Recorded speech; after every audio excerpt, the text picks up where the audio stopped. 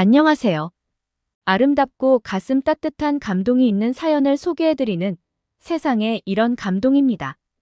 이 영상을 시청하시고 계신 여러분들의 소중한 사연을 저희 공식 이메일로 보내주세요.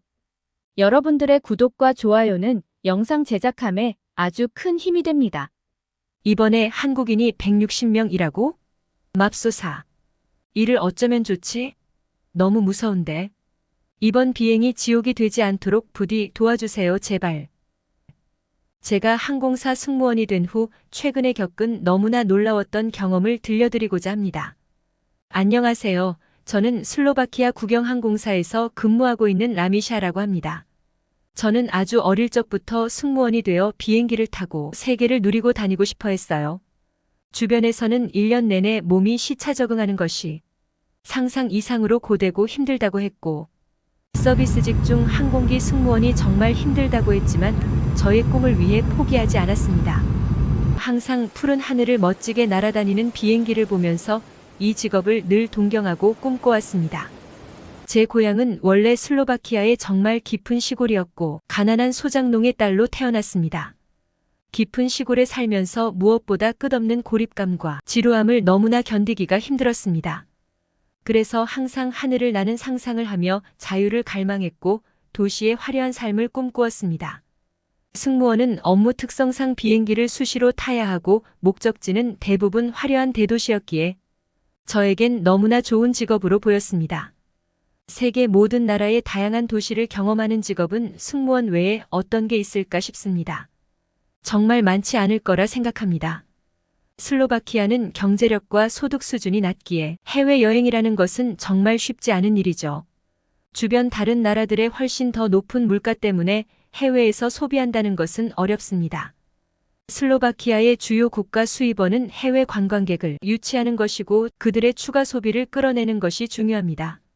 슬로바키아의 수도 브라티슬라바만 가도 시골 출신인 제 눈에는 너무나 화려한 세상이지만 관광객들은 슬로바키아 특유의 전통적인 분위기를 즐기러 오는 것이지 도시의 휴양 목적이 아닌 것을 알게 되었습니다. 작은 시골의 소녀의 마음속에는 항상 과연 다른 나라들은 어떤 곳인지 너무나 궁금했고 진심으로 동경했기에 저는 비행기 승무원이 되어 전 세계 모든 나라들을 전부 경험하고 둘러보는 게 가장 큰 소원 중 하나였습니다. 저는 승무원이 되기 위해 착실하게 준비했고 운도 따라주어 국영항공사에 취직했습니다. 당시 부모님께서 눈물을 흘리시며 감격하셨고 저도 너무나 기쁘고 스스로 자랑스러웠습니다.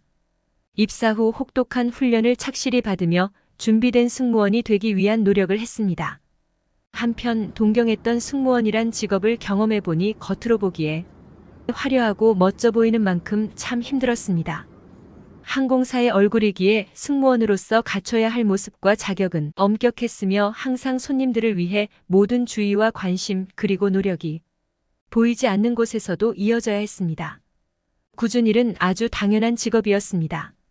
그럼에도 불구하고 다른 나라에 가볼 수 있다는 것은 제겐 큰 장점이었습니다. 하지만 자본주의 논리상 저희 항공사가 취향하는 국제선 노선은 그다지 많지 않았습니다. 특히 한국과 같은 아시아 국가들로 갈 수 있는 비행기편은 없었습니다.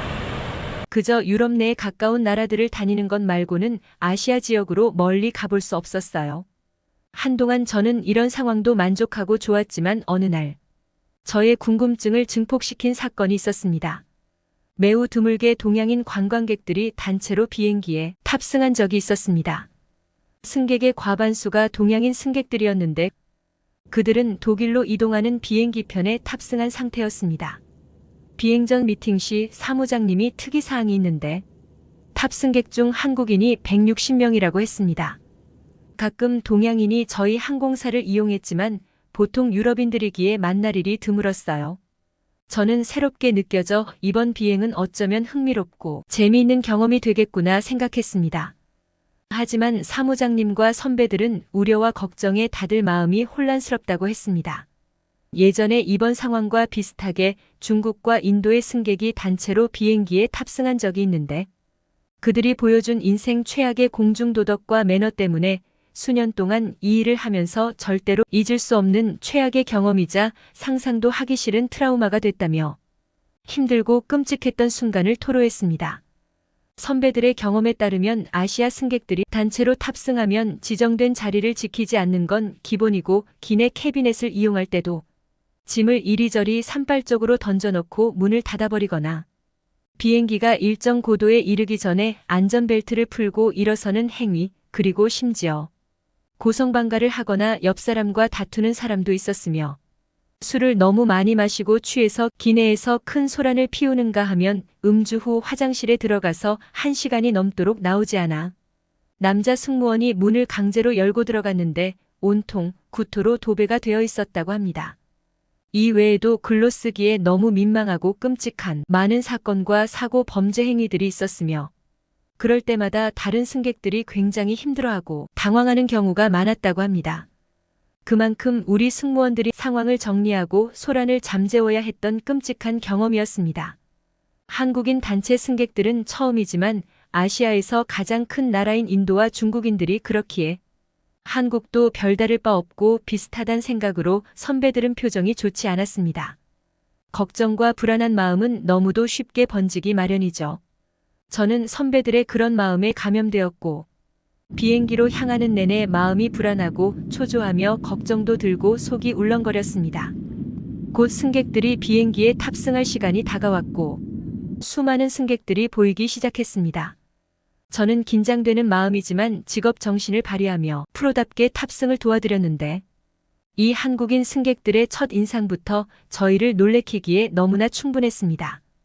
비행기 탑승 전 티켓을 한 번 더 확인하는 과정이 있다는 것을 전부 알고 있다는 듯이 티켓을 들고 있었고 가방 속 꺼내기 어려운 곳에 표를 넣어둔 사람은 없었습니다.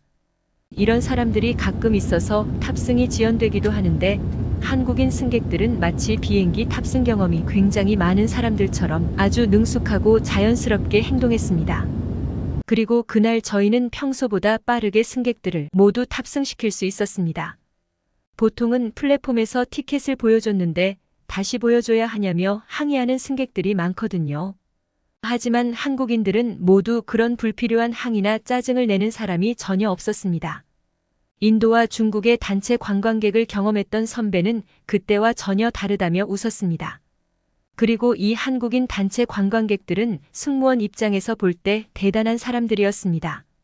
그들은 자신의 자리를 찾는 것을 어려워하지 않았고 상단 캐비넷에 물건을 집어넣을 때는 타인의 자리를 침범하지 않으려고 노력했으며 자리가 부족하면 다른 짐을 옮겨가면서 공간을 완벽히 활용하며 수화물들을 정리할 수 있는 공간을 만들어 넣기도 했고 더 들어갈 짐이 없게 되면 캐비넷 문을 닫으며 깔끔하게 정리하는 모습을 보고 놀랐습니다.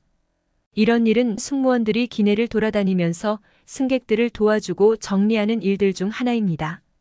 그래서 늘 이륙하고 나면 몸에 땀이 흐를 때도 있고 꽤나 힘들기도 하는데 이번에는 놀랍게도 승객분들께 제공할 서비스가 거의 없어서 당황하면서도 참 마음이 훈훈했습니다. 순간 정신을 차리고 제가 가만히 서 있는 것이 너무나 어색하고 민망해서 헛웃음이 났습니다. 선배들의 눈치를 봤지만 선배들도 딱히 할 일이 없어서 일거리를 만들며 안내를 도왔습니다. 비행기가 이륙하기까지의 과정에서 이 한국인 승객분들은 굉장히 행동이 절제되어 있었고 비행기 탑승에 매우 능숙했으며 승무원들이 모두 입을 모아 매너와 품격이 있다고 했습니다. 이런 내용으로 대화를 이어가며 기내식을 준비하고 있었고 선배들도 예전에 인도와 중국의 단체 승객들과 분위기와 결이 다르다며 신기하다는 말을 했습니다. 그렇게 정말 손에 꼽을 만큼 편안하고 유쾌하고 쾌적한 비행이 끝났습니다. 한국 승객들은 비행기에 내려서도 질서정연하게 정리하며 나갔고 돌발 행동을 하는 승객은 한 명도 없었습니다. 물론 그 비행기에 탔던 슬로바키아인 승객은 자신이 이제 여기서 어떻게 해야 하는 거냐며 왜 땅이 아닌 건물로 내려주는지 궁금해하는 사람이 있기는 했습니다. 당일 그렇게 조금은 놀랍고 충격적인 경험을 하며 근무를 마쳤습니다. 그 이후로 종종 대하기 어려운 승객들을 만날 때마다 한국 단체 승객들이 생각났습니다. 그러던 어느 날 저한테도 좋은 기회가 찾아왔습니다. 영국의 대형 항공사에서 입사 제의가 들어왔습니다. 대형 항공사의 경우 취항하는 노선이 증가되거나 수요에 맞춰 비행기를 증편할 때가 있는데 그럴 때 다른 항공사에서 이미 준비된 승무원들을 채용하기도 합니다.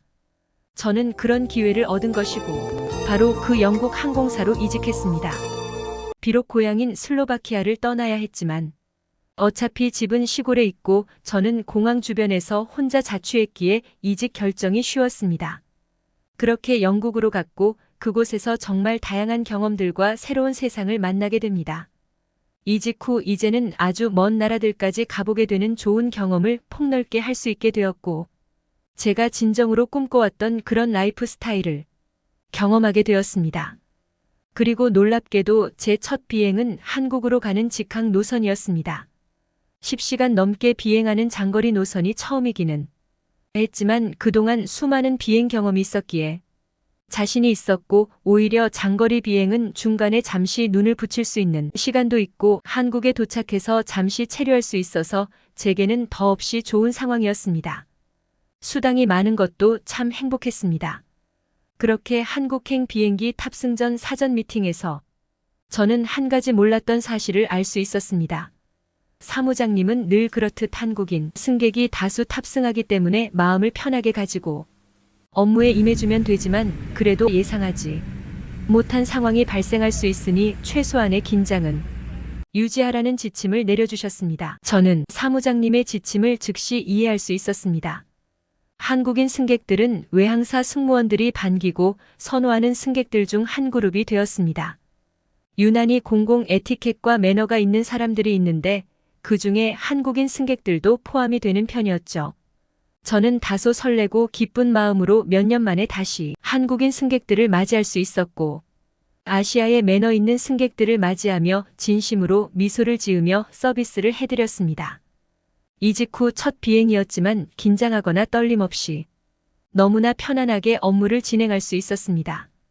그리고 태어나서 처음으로 한국이라는 곳에 방문하게 되었고 저는 또 한 가지 놀라운 사실을 알게 되었습니다. 보통 유럽인들은 금전적으로 여유가 있는 사람들이 비행기를 이용합니다. 비싼 대중교통이며 공항까지 이동해야 하는 번거로움, 그리고 그 부대 비용까지 계산하면 대부분의 사람들은 버스나 기차를 선택하기 마련입니다. 때문에 유럽에서 비행기를 선택하는 사람들은 전반적으로 금전적인 여유가 있어야 하기에 승객들은 대부분 넉넉한 사람들이죠. 또한 일반화하기는 어렵지만 일정 교육 수준이 높은 사람들이라고도 유추해 볼 수 있습니다.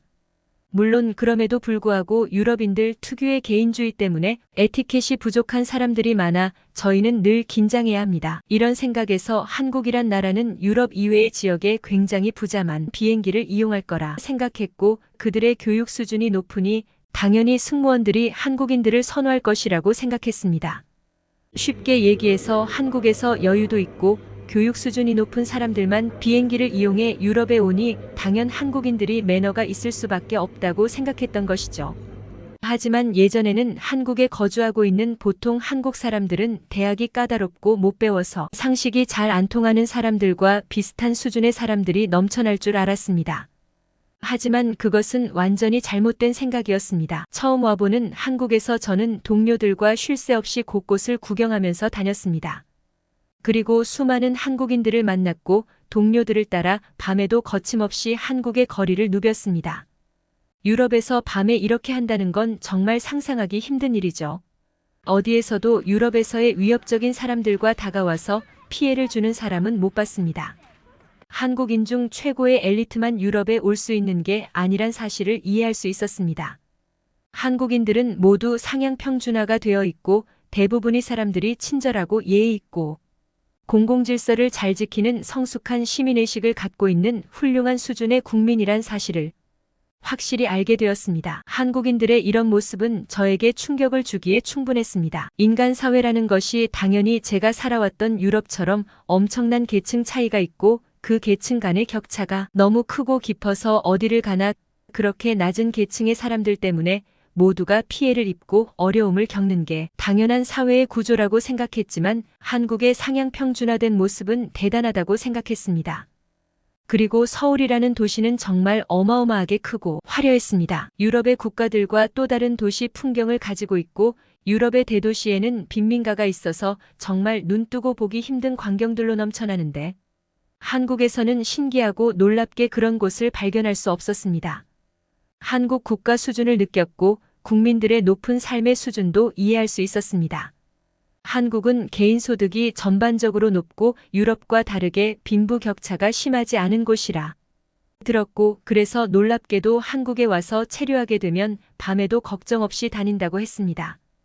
유럽에는 아시다시피 부자 동네가 아니면 밤거리는 늘 조심해야 하고 누가 다가오거든 재빠르게 벗어나야 하는 것쯤은 상식입니다. 하지만 한국에서 통용되는 상식은 유럽과는 많이 달랐습니다. 한국이라는 나라는 도시가 정돈되어 있고 안전한 사회를 구축해놨다고 느낍니다. 모든 인프라는 매우 훌륭했고 저는 과거 경험할 수 없었던 신세계를 경험했습니다. 그리고 동료 승무원들도 한국 비행기편을 배정받으면 너무 좋아한다고 했습니다.